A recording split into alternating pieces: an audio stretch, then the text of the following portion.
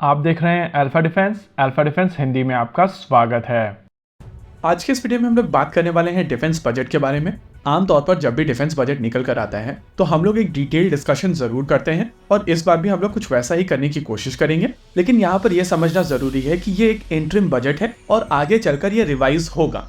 देखिए, इस बार जो बजट दिया गया है वो 6.2 लाख करोड़ का है और देखा जाए तो सभी मिनिस्ट्रीज की तुलना में सबसे ज्यादा बजट डिफेंस को एलोकेट किया गया है। इसको अगर आप यूएस डॉलर्स में देखते हैं तो लगभग 75 बिलियन यूएस डॉलर का बजट इस बार एलोकेट किया गया है, जो पिछले बार से थोड़ा ज्यादा है। स्पेसिफिक नंबर्स पर अगर हम लोग जाएं तो 26,000 करोड़ का इंक्रीज आया है, जो लगभग 3.2 बिलियन यूएस डॉलर्स के आसपास होता है। अब यहाँ पर कई लोगों की तरफ से कहा जाएगा कि अगर इन्फ्लेशन को एडजस्ट किया जाए तो कहा जा सकता है कि बजट कम किया गया है या बजट में किसी भी तरीके का चेंज नहीं हुआ है। पिछले कुछ समय से अलग अलग देशों ने अपने डिफेंस बजट को सिग्निफिकेंटली बढ़ाया है और क्योंकि इस समय जियोपॉलिटिकल सर्कमस्टेंसेस काफी ज्यादा डिफरेंट हो चुके हैं, इस वजह से इन चेंजेस को अप्रिशिएट किया गया था। हम लोगों ने जापान, साउथ कोरिया और ऑस्ट्रेलिया जैसे देशों को अपने डिफेंस बजट को सिग्निफिकेंटली बूस्ट करते हुए देखा है, लेकिन उनके चैलेंजेस और भारत के चैलेंजेस काफी अलग है। आमतौर पर डिफेंस बजट को जीडीपी के साथ में कंपेयर किया जाता है और कहा जाता है कि जीडीपी का कम से कम 3% डिफेंस बजट होना चाहिए। लेकिन जीडीपी का मतलब ये नहीं है कि आपके पास में वो पैसा हाथ में है। जो पैसा गवर्नमेंट के हाथ में है उसको आप गवर्नमेंट का रेवेन्यू बोलते हैं और रेवेन्यू वर्सेस एक्सपेंडिचर आपको फिजिकल डेफिसिट देता है, यानी कि भारत सरकार के पास में कितने पैसे की शॉर्टेज है। अगर भारत सरकार के एक्सपेंडिचर की बात की जाए, यानी कि जितना पैसा भारत सरकार खर्च करती है, उसको आप डिफेंस बजट के साथ में कंपेयर करें तो आपको समझ में आएगा कि साल 2023-24 में भारत सरकार की तरफ से अपने एक्सपेंडिचर का लगभग 14% डिफेंस के ऊपर खर्चा किया और इस बार भी भारत सरकार की तरफ से लगभग उतना ही पैसा खर्चा किया जाएगा। यानी कि डिफेंस बजट में ना ही बहुत ज्यादा इंक्रीज हुआ है और ना ही बहुत ज्यादा डिक्रीज हुआ है। डिफेंस बजट लगभग उसी तरीके का है। हालांकि हमारे जैसे लोग हमेशा कहेंगे कि बजट थोड़ा ज्यादा हो सकता था, क्योंकि अगर देश में ही इन्वेस्टमेंट किया जाए और देश के ही वेपन सिस्टम्स एक्वायर किए जाएंगे तो नेचुरली पैसा घूम फिर कर आपकी ही इकोनॉमी में आता है। देखिए, डिफेंस बजट में बहुत सारा पैसा सैलरीज और पेंशन में चला जाता है, लेकिन जिन चीजों के ऊपर फोकस होना चाहिए वो है कैपिटल आउटले और स्कीम्स।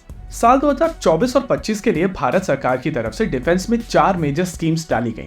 पहला है इंडियन एयरफोर्स के प्रोजेक्ट्स, जिसके लिए 1697 करोड़ यानी कि 1697 करोड़ अलोकेट किए गए।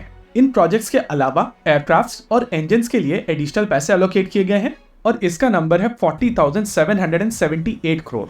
नेवी को भी 2 स्कीम्स दी गई हैं, एक नेवल फ्लीट की जिसमें 23,800 करोड़ अलोकेट किए गए हैं और नेवल प्रोजेक्ट्स की जहां पर 6,830 करोड़ यानी कि 6,830 करोड़ अलोकेट किए गए हैं। ओवरऑल ये एलोकेशन देखने में काफी डिसेंट लग रहा है, लेकिन रिसर्च एंड डेवलपमेंट का जो एलोकेशन आया वो काफी ज्यादा डिसअपॉइंटिंग है।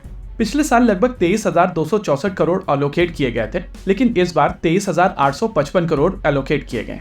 यानी कि अगर आप इसको ध्यान से देखेंगे तो केवल 6,000 करोड़ के आसपास का इंप्रूवमेंट आया है और इसके साथ अज्यूम किया जा रहा है कि डीआरडीओ स्टार्टअप कंपनीज को यहाँ पर इंक्यूबेट कर पाएगा और टेक्नोलॉजी डेवलपमेंट फंड का प्रयोग करते हुए नए स्टार्टअप्स और ज्यादा प्राइवेट पार्टिसिपेशन को यहाँ पर बढ़ावा दिया जा सकेगा।